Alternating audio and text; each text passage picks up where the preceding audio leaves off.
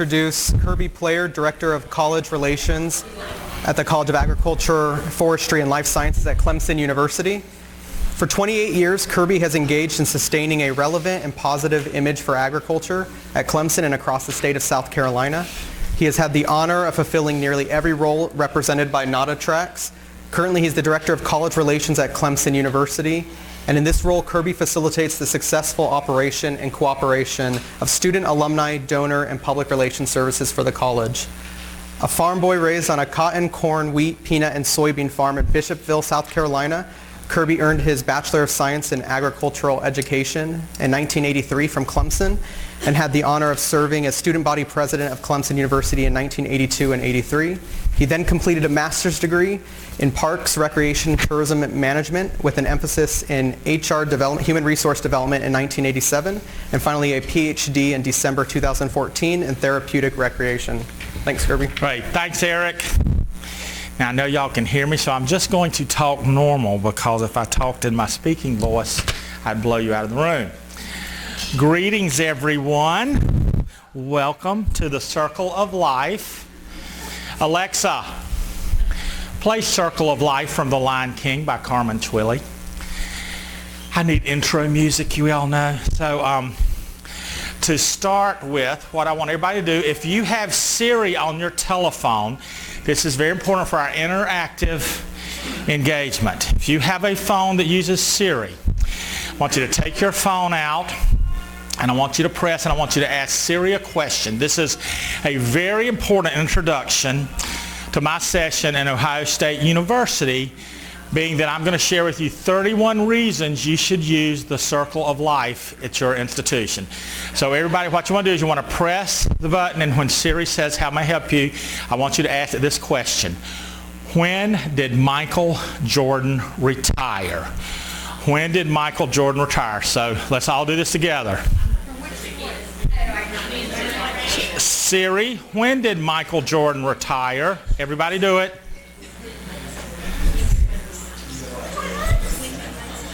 Ohio State was trounced by Clemson in the Fiesta Bowl on December 9th, 2016. The final score was 31-0. So if you haven't done that, share that with all our Ohio State friends. Share that with all your institutional friends back home.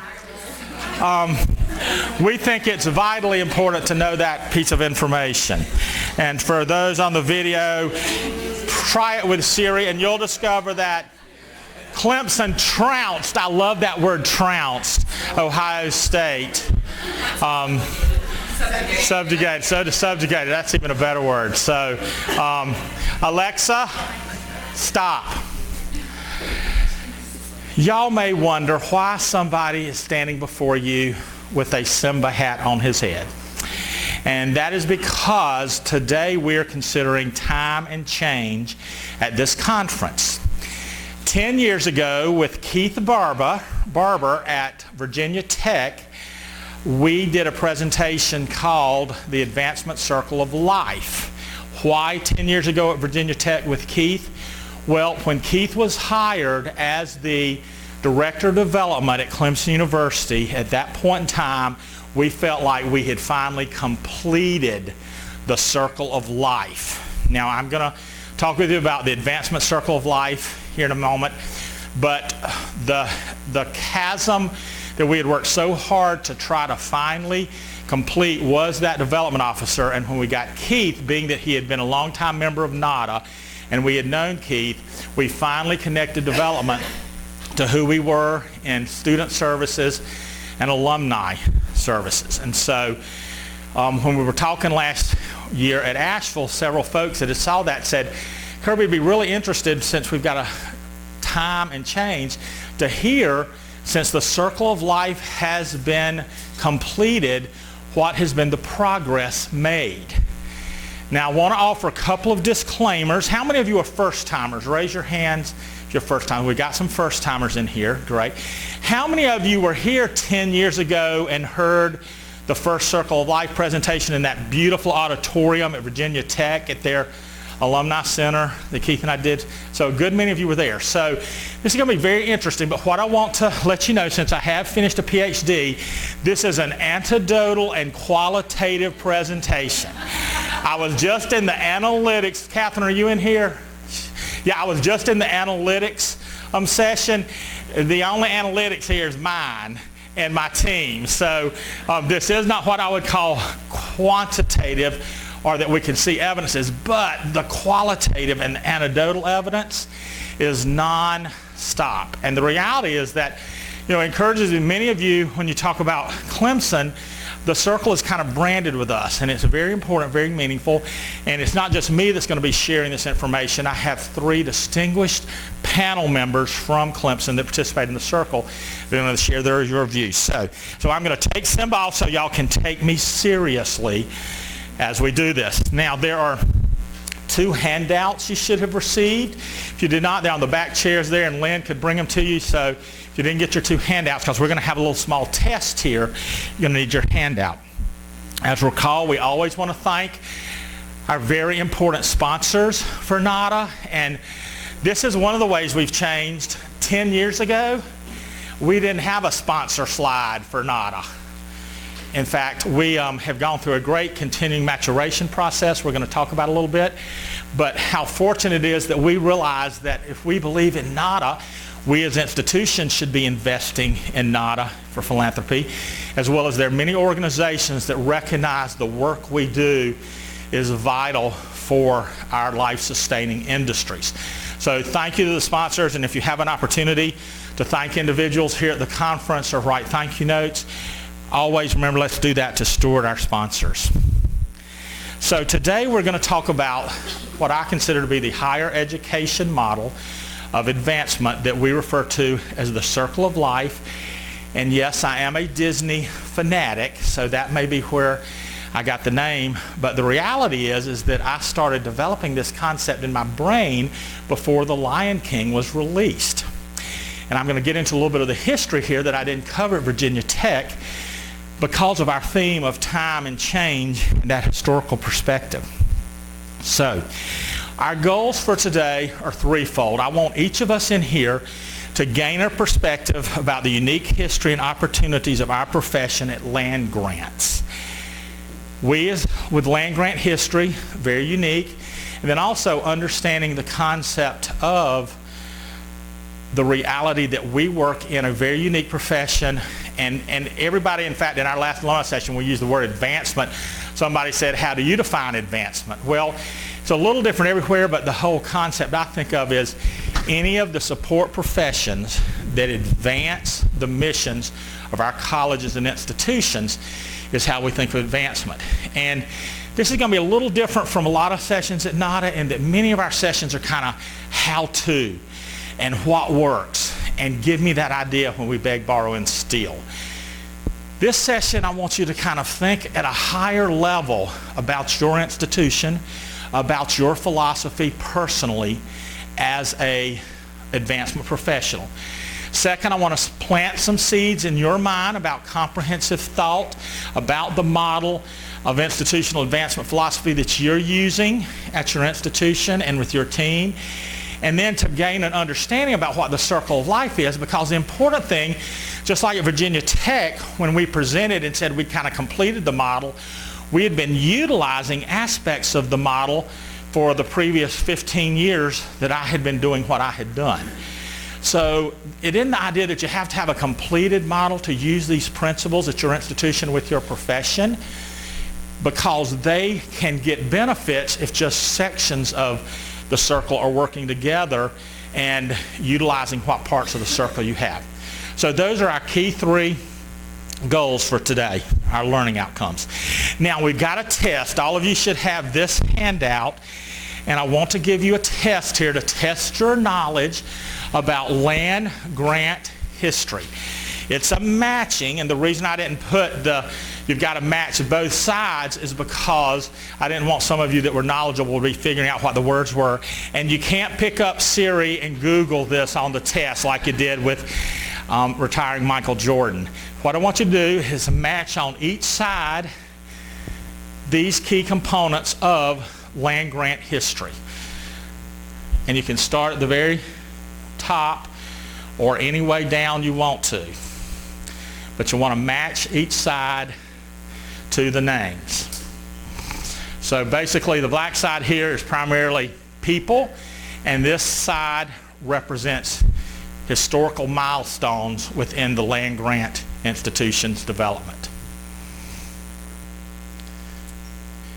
Okay, you can continue writing if you need to. And the reason I feel this is so important for this model is because it is within our historical roots is what got me thinking about this particular model when I began working in the profession of student recruiting, and I attended some different case conferences and some specific case institutes for academic recruiting. It got me thinking because I was in those case events with so many privates and large general publics that weren't land grants, and I started seeing some contrast. And when you understand the history of the land grant system, it helps you understand why the circle of life can be meaningful. So let's start out. Other than 1855 when Michigan State was started, 1862 in the beginning, who matches that? We heard about that last night, the Morrill Act, okay? And then 1914, who's related with extension? Smith Lever. Y'all doing great. And Lever's from South Carolina, so we now have a Lever Hall of Fame for our extension agents. Then in the early 1900s, specialization.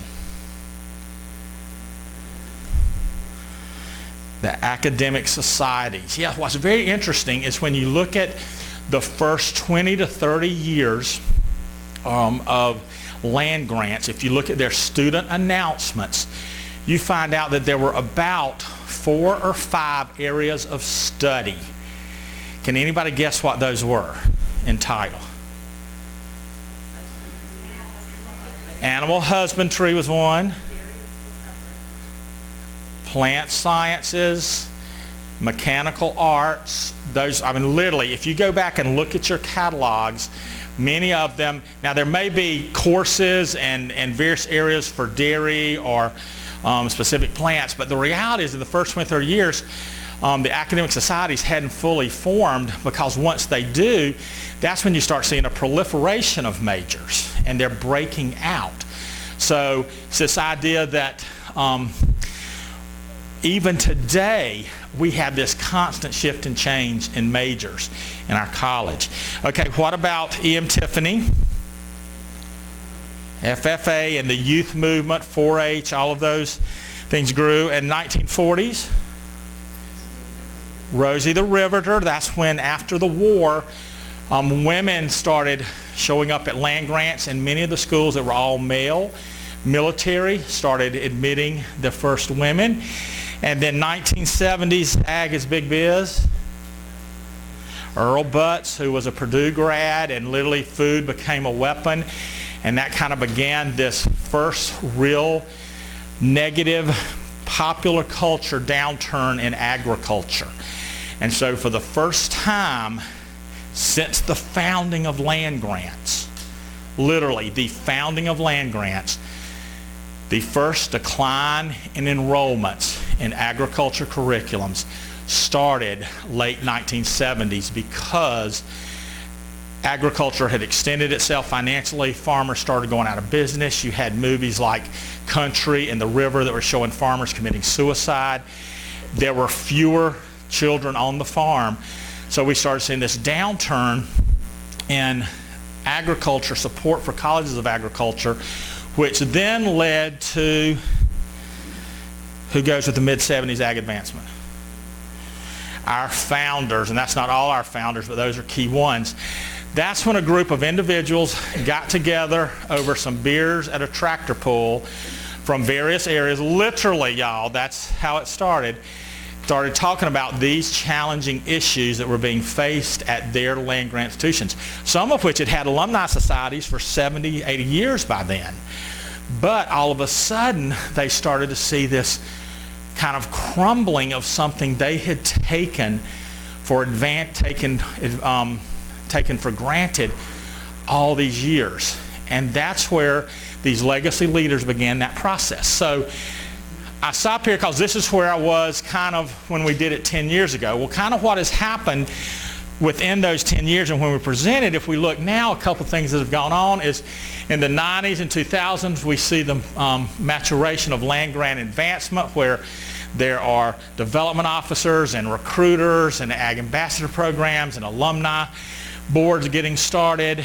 And then something interesting, and we got a redefining land grant mission from Kellogg's grants in the early 90s, which impacted several other institutions, and we actually had presentations here at NAADA from many of those institutions.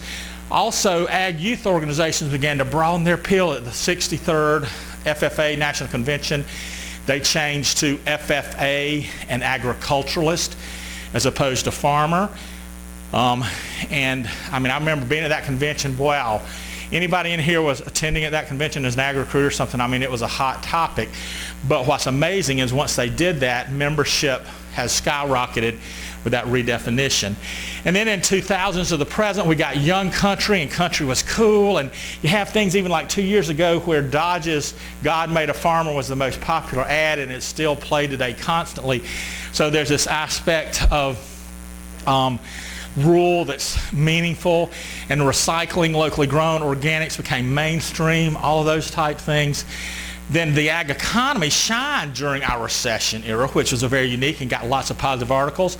And NAADA has continued to mature. In fact, the fact that we've got, when I hosted in '96 with Tom Skelton and Sina Hunia in Charleston, there was a whole lot more you had to do because we didn't have an executive secretary and an agency to aid and assist us. So we've continued to mature as an organization, which brings us to this point of, with time and change, what is the reality of the circle of life? Well, where does the circle of life come from? Looking at the history of CASE, I'm sure most of you are familiar with CASE. When you look at CASE's timeline, and when I attended these first recruiting institutes, I just kind of got this feel of things that I wanted to talk about and things I needed to know, are the aspect of the power of the relationship. Just didn't seem quite as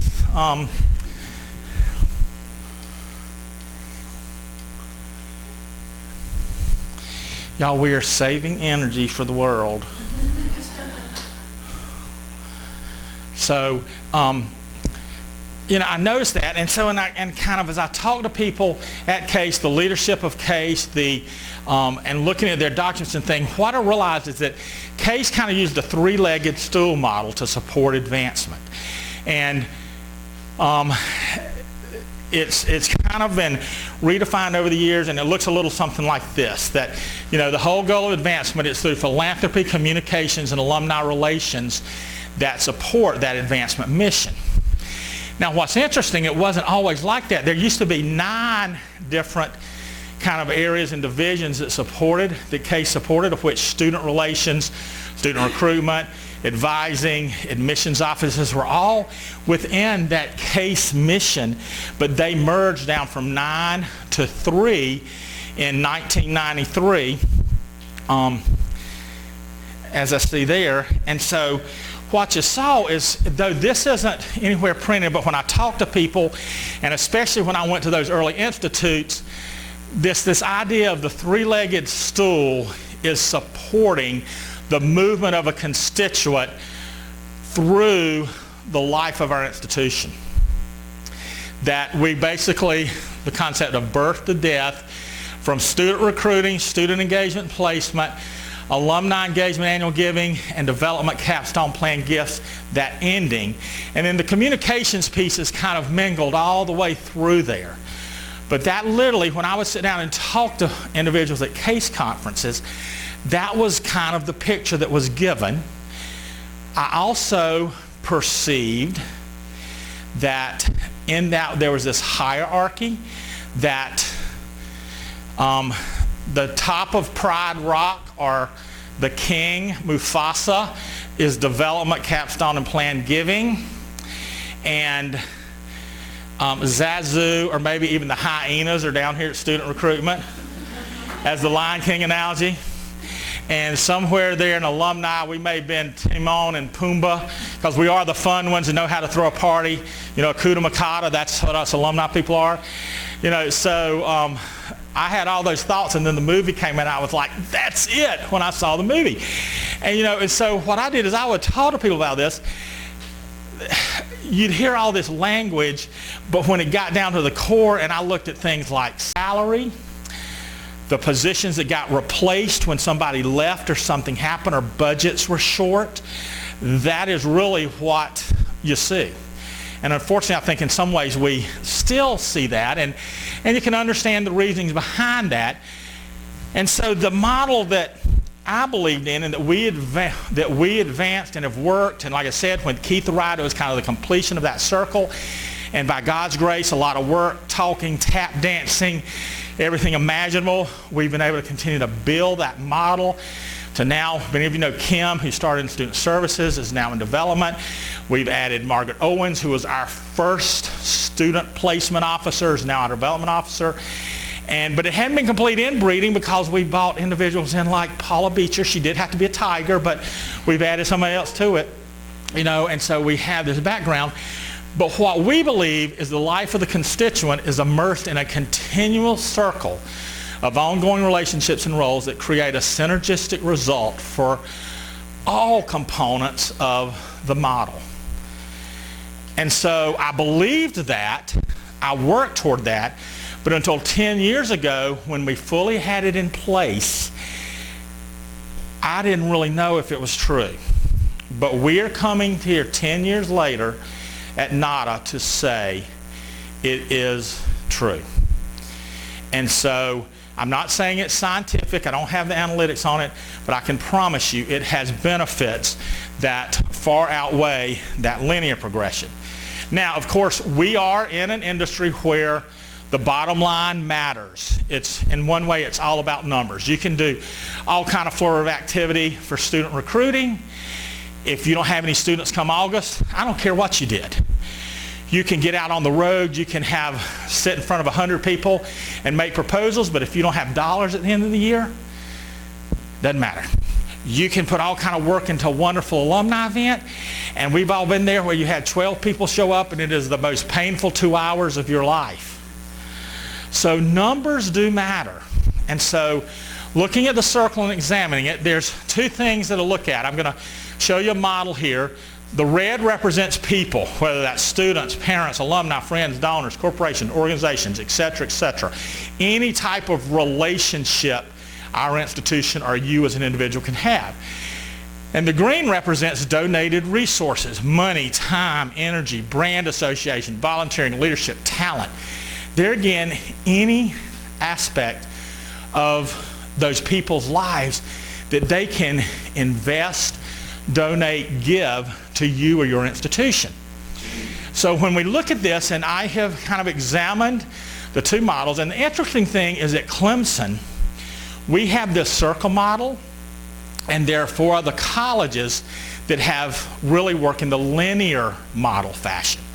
So at Clemson, we can see, and interestingly, we have our peers in our positions telling us regularly, oh my gosh, I wish I had that resource. How in the world do you do that?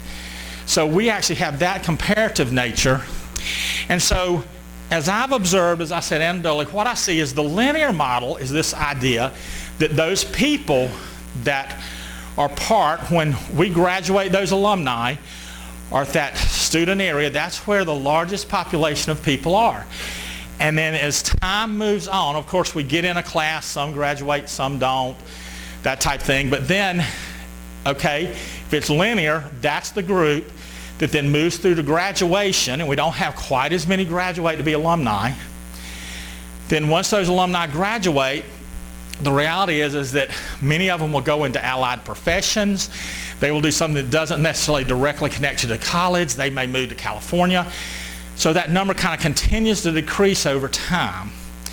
And then in the middle, where I see communications kind of right in that center, is there's probably an even point or a place of diminishing return that we hit as time passes. And the reality is we get closer to death. We lose alumni through attrition. The reality, you don't have any multipliers necessarily if you're out here with development because you're not connected with the children that your alumni might be putting in. And so eventually, when you get down to capstone gifts, Of course, that's where some of the major money comes in. So you see this idea of green kind of still going up at the end of life from a sheer development, investment, capstone gift standpoint. But that arrow is not breaking the ceiling or the plane. So, and like I said, this is our vision as an institution and a college. What we have seen again and again is that through the circle of life, number one, because we've got the entire rest of that circle speaking to our student recruiters, we have a larger pool with greater direct connections through development officers who are telling us, we need you to do a tour. We've got a donor that's got a neighbor, that's got a cousin, that's got a grandchild. And so they're coming to us. So that's more than if we're just going out to the teachers. And likewise, we have alumni, our alumni board, alumni that are engaged with us. They know who to call, who to talk to, and it can be any of us in the circle, but then we pass that down to our student services people. So it actually increases the number of contacts or our student recruitment. When I started recruiting, we had 334 students in our ag science majors. We now have 1,810. So it has been significant and is still going strong, and could probably have more if our admission standards weren't so high. And so then once you go out and you graduate, you see the line kind of stays. The idea that the number of people there kind of stay all around, and that eventually we have the capacity for greater amounts of giving because we continue a strong line of people. We're still having attrition, but what we have seen is in this circle, someone can join and enter into the circle with us, a constituent, anywhere on the circle. And because we are so interrelated and connected, we plug them in and pull them into that synergistic energy. Meaning our career fair is so different because Paula's getting told if companies and corporations or individuals have made scholarships. So she's thanking them, and we know that, we're not sitting there and that person's going, well, did you hear about our scholarship? And we're like, no, we can literally thank them for that scholarship. Now, we do drop the ball at times, and we have to correct each other, but that's just one example. But ultimately, the goal is that we will have just as many, realizing there's attrition, but we will maintain that line throughout the life of our constituents and our institutions with this circle as we continue to move it. And just to give you an idea of the comparison, that anecdotally in our minds, that's what it looks like. We will ultimately have greater resources given to the college over time because of this circle. Now, it doesn't happen with one person. We're going to hear from some of our team members that are here today, and I'm even going to get to hear tomorrow from Macaulay Frierson, our newest team member that's joined us. But to understand how this works before we hear from those team members, because I don't want to be the one just sitting here telling you, some key components that you will need is to know that all parts of the circle are of equal importance in the process, and it's all vital that they're there. But recognize this doesn't necessarily mean equal resource allocation. In other words, if you've got people in the circle pointing fingers at other parts of the circle, that isn't unity. That doesn't work. We just have to recognize that's the reality of the land. But how we have used it is that allows us to maintain longevity and institutional memory because we work to promote individuals through the circle. That allows them to do something different, not get burnt out. Believe it or not, when you move up the salary grade from student to development, salaries increase, opportunities increase. And so we utilize that inequity in resources, and I wouldn't say it's an inequity, just the difference to make sure to keep people in the circle because that institutional memory for relationships is vital. You don't necessarily have to be represented professionally in all parts of the circle. That's what stops people and gets them frustrated. Just connect what parts of the circle you can and then communicate and reach out to the other parts of your advancement team. And oftentimes it's a function of how you're centrally structured, different changes in administration that happen constantly. Do that. Remember, the process is long and slow. There must be a commitment from involved parties.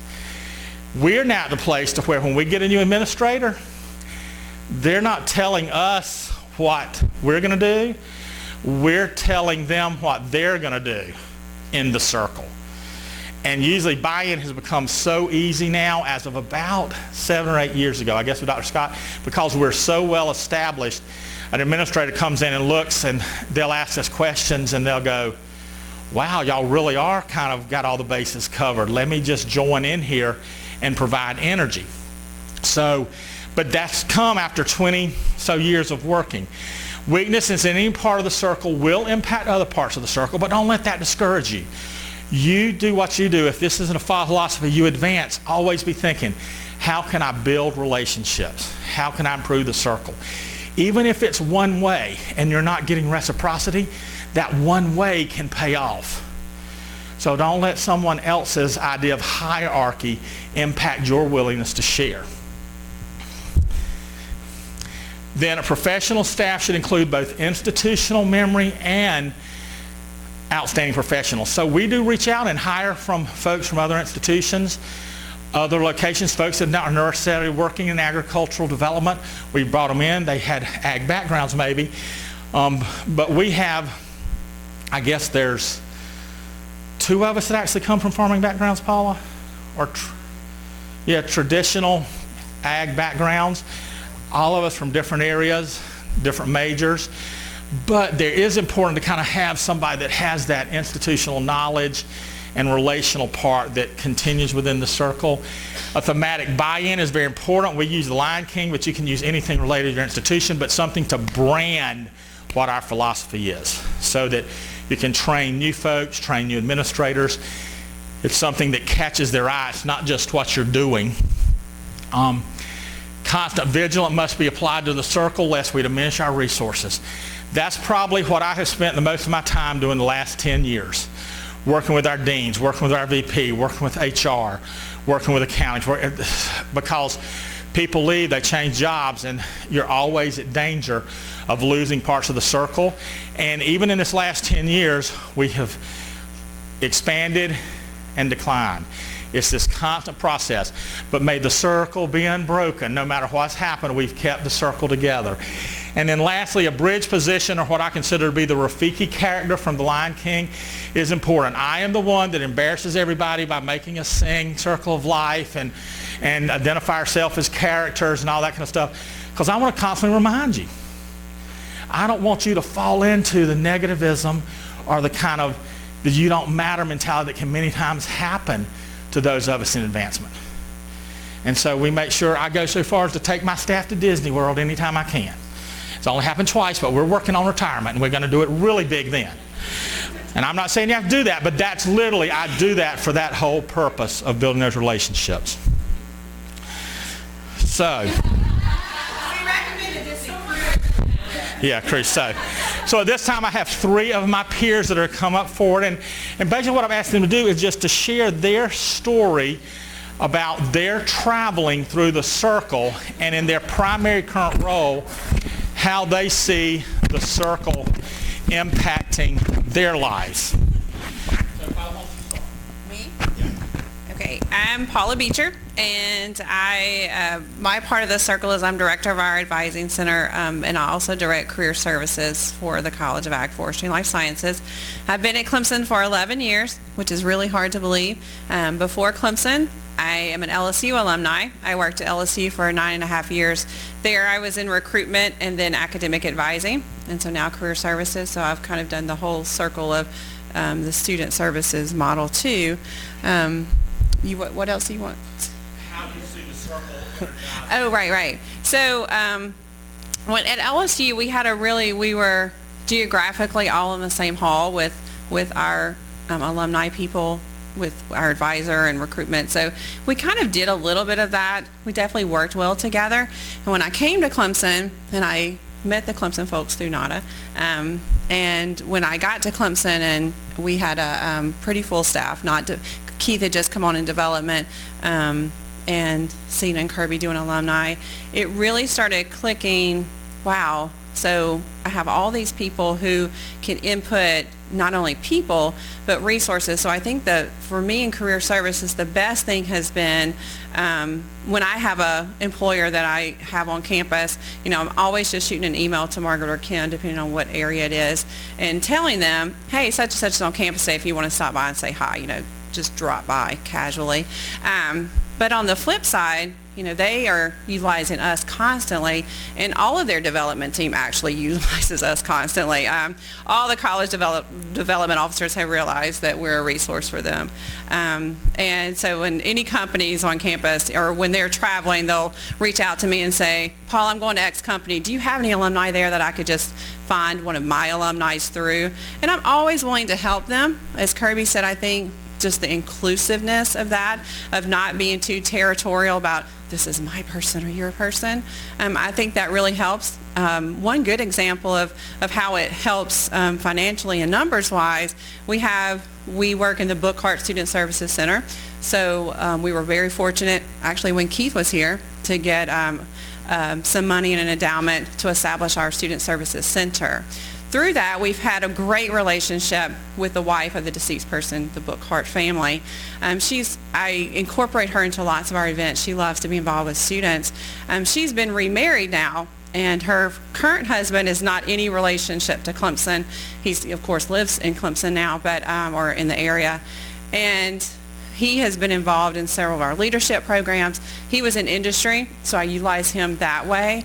And actually, he just told us a couple of months ago, Kim and I go to lunch with him pretty often just to build that relationship. And he said, Paula, I went back to my alma mater, and I won't tell you what his alma mater is, but he went back to his alma mater and he told them some of the things we're doing, and and they're just not listening. So I've just decided I'm rewriting my will, and then I think I want to include you all. I think you're doing what's best. So here's this gift from not an alumni at all. And so we have 3 endowments that we now work with in our office who funds most of what we do, and all because of that circle, all because of a alumni and a development and a student world coming together. So I think that's probably the most beneficial for me. I am Katie Black, and I have for the last 13 years worked specifically in student recruitment for the college. And so building relationships with prospective students, working with them on their experience at Clemson, and just in the last year have moved over to marketing and communications specifically. It kind of came out of necessity in recruitment that I did a lot of marketing, but we've hired a new recruiter, and my main role now is in marketing. One of the pieces that I feel has been so important to me is that as a recruiter, kind of being in the linear model at the bottom of the totem pole, the lowest in salary, the one that was doing some of what we might think the grunt work, I was included and have always been included in development events too. And again, having development bring donors that have children to me to work with, probably the most recent piece is I have great relationships with these students that follow all the way through into them as alumni. And those are valued relationships that I have that I feel safe handing over to our development officers. They're actually building relationships with those development officers as students because they are involved in student events. We're planning an event right now to raise money for a summer camp type program that we have. It's been in existence for 12 years. And working with our development officer on who the best alumni from our program are to invite back, she knows I have that relationship. She can't invite them. It needs to be me inviting them as the person that has that relationship. So I think that's where I am fueled by that, because I feel my part in making things happen on the financial side too. And now being in the marketing and communications piece, I really feel like I'm helping to make an impact for them as well. I'm really helping to make them produce materials, have the presence electronically that they need to have to be impactful. So it's been very interesting moving from I was a Clemson student in the college to the recruiter in the college to now the person working in marketing for the college. So it's been really interesting that I've grown through that circle myself. And I'll add one thing. Logistically, we all meet once a month as a circle, sometimes more like for projects, but at least once a month we meet as the circle. And in those meetings, that's what we're doing. What donor needs to have their cousin, brothers, uncles, sister's child visit, or what donor is an employer, Paula, I need you to use them as a speaker. I need them on campus so I can woo them. So we're meeting physically once a month for 2 hours usually, hashing all of those events out and where our place is in all of those events. And even like our career fair, our development officers are there during my employer reception to help me be host, and that has become invaluable for things like that. My name is Sina Honey, and I'm the Director of Alumni Relations for the college. And I came into the circle in a little bit different role. Kirby and I have actually been working together for 26 years. I began as a 19-year-old administrative assistant in the dean's office. But through the years, I kind of became more of a support role for student events, for alumni events, helping out with Kirby. And I actually went back and finished up my degree a few years ago. And then became, as I was doing a lot of the support for the alumni group, I became the director of the alumni relations, the director of our alumni board, just a little over a year ago. But for me, as I've been a part of the circle for so many years, I do see the benefit, specifically for me now doing alumni. I'm still so involved with the student events. I'm involved with some of the donor events, but for the students who are the star students, who are the outstanding students, who are the ambassador for the student programs, most likely turn into your more engaged, involved alumni. So that for me has been a great avenue to recruit for our alumni board, for our events. We know who those folks are going to be attending. It's a great opportunity to draw those students who are then the engaged alumni too. And also for donor events, it's a great opportunity. I see working with donors involved with Kim and Margaret all the time, different events that we're having. Is this person going to be there? Just a great opportunity for them to network and create those relationships with our donors and our alumni as well too. So I see that the whole circle benefiting each other, the way we're also involved and connected with each other. All right, well, we're going to have some parent sharing in a few minutes, but I wanted to offer any questions anybody would like to ask of any and all of us related to specific positions, or just require you have before you some parent sharing. Yes, sir. I'm really interested in what the organization structure is and hierarchy. Right.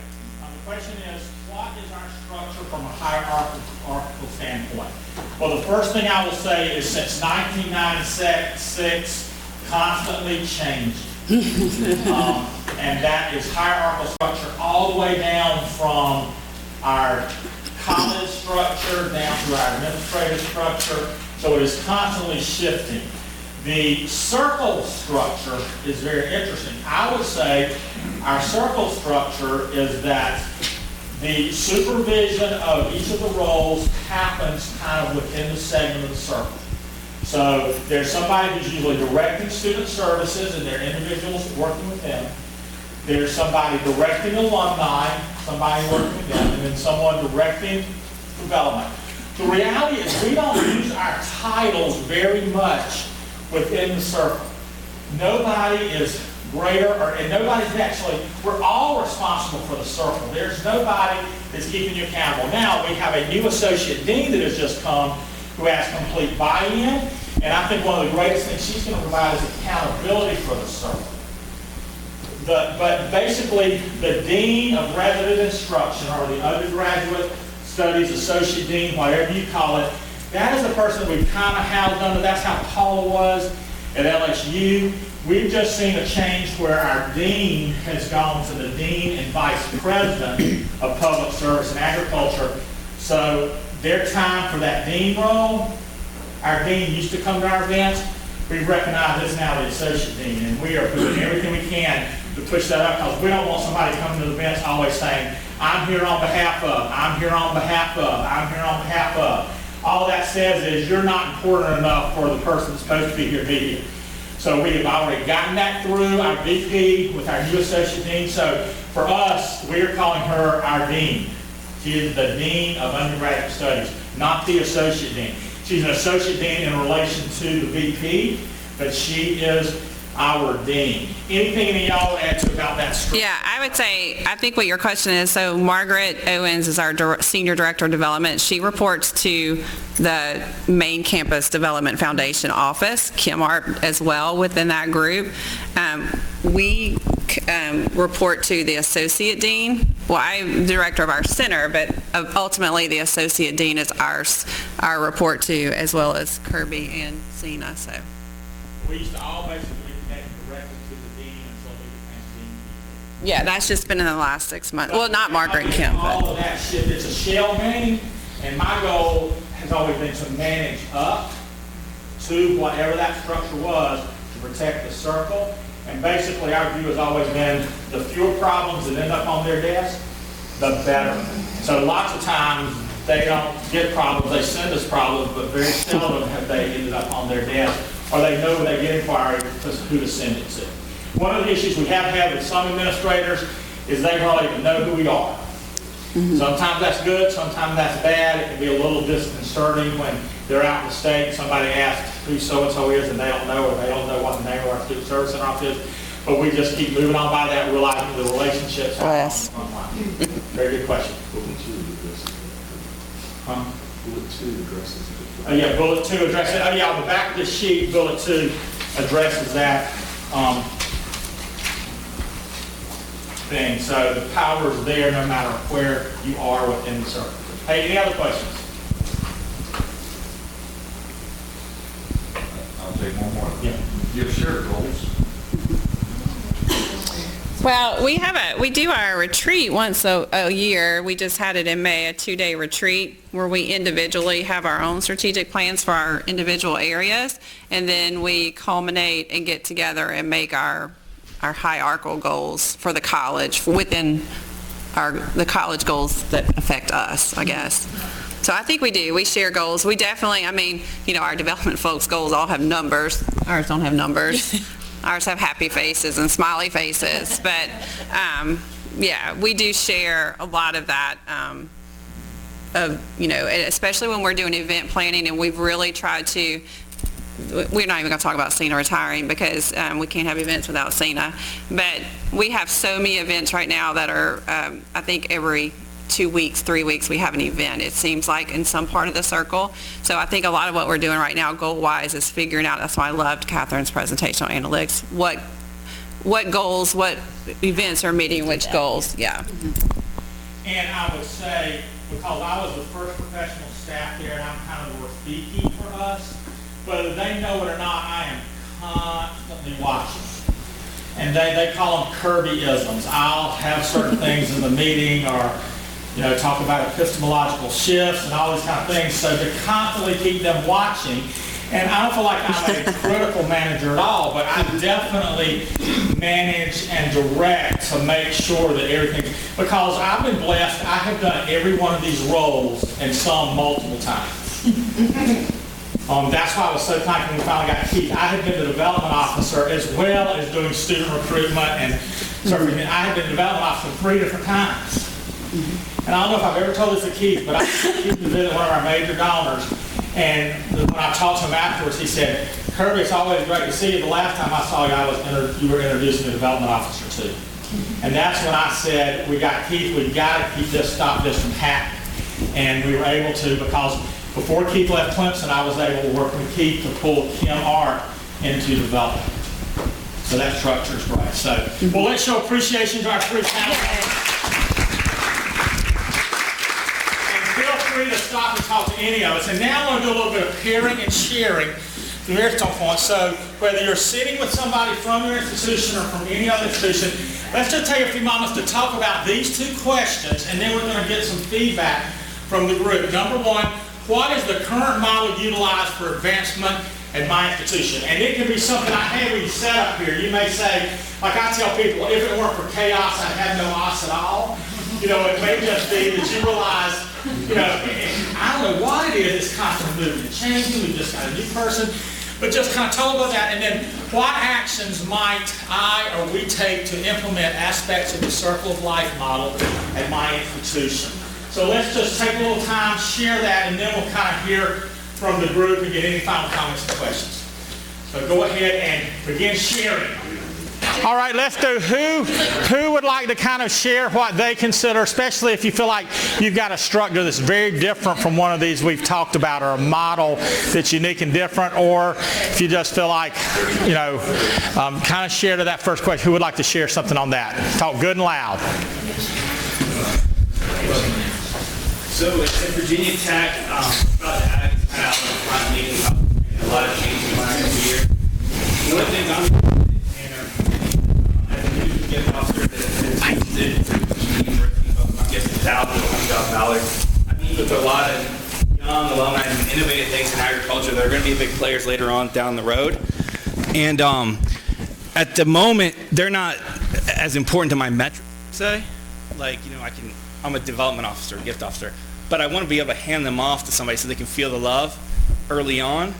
And so I guess one of the things is, how did you create metrics that helped reinforce this model?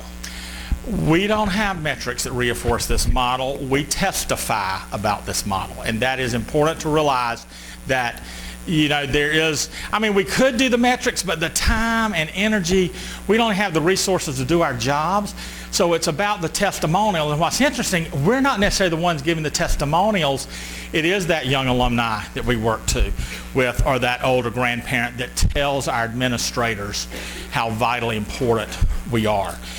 And so we kind of create an environment where we're sharing stories that remind those administrators that provide our resources that every person matters today, because we don't know what they may be able to do for the college tomorrow.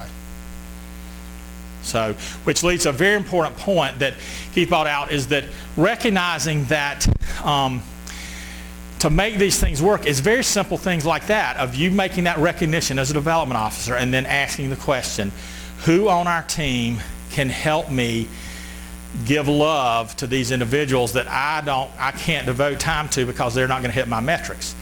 And there's potentially somebody there that can, and if you don't have it in your central structure, think about the various department where they may have majored, the organization, the group. So it's about how you think and then how you engage with whatever your structure is. To think of an example just perfect to that is that young alumni that maybe Paula or Cena might connect with and say, can we do a profile on this young alum to our current students? Can we invite them to the career fair? Is there a way that we can engage them in another way that isn't development focused, that we can use them some way, somehow? Yeah, so there's always ways to find ways to use that love. Tom. Two things, Kirby. Tennessee, first of all, we like Clemson to educate the circle of life, and we just hire them to Tennessee. We appreciate that. Yes. No, but in all seriousness, I'm sitting here listening to Jordan. He's telling me about, it's actually kind of backwards to that. So the parents are here, they're learning about what the college is about, and he gets an opportunity to stand in front of them and talk about what development is, and it's in the college. By the way, did you realize that the tuition check you pay is only 46% of the budget of the college? I never even thought about getting in front of them. So that's me as a development officer saying, I need to go to the front end and maybe have that conversation. That's Our development team runs profiles on all of our orientation and admitted students, and one of our development officers will come to those kind of events. And that's, I started that about, when I first came over to Ag, I started that. They did something similar to that in engineering, but it was to try to get parents to join the Parents Association. But what I found out is that, one, there's our actual alumni that are bringing their children. Yeah. And two, you never know what that parent has in their pocket. Yep. Or who they work for. And I've had more conversations and more visits out of it, meaningful visits, because of that. I just basically stand up, give the facts, here's what development does, and I relate it to scholarships and the dollars that we, are out there raising, and letting the parents know that, we're doing all we can for every Auburn student to have the best Auburn experience, and there are people out there. And I kind of end it with, hey, you never know who you're talking to one day.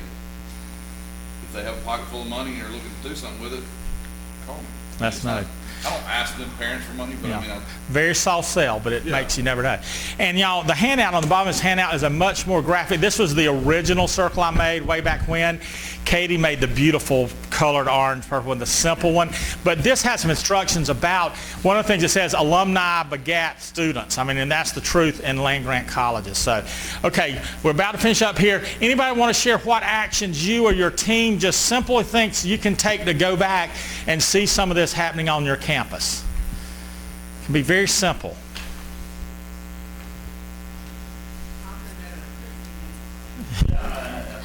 Yeah.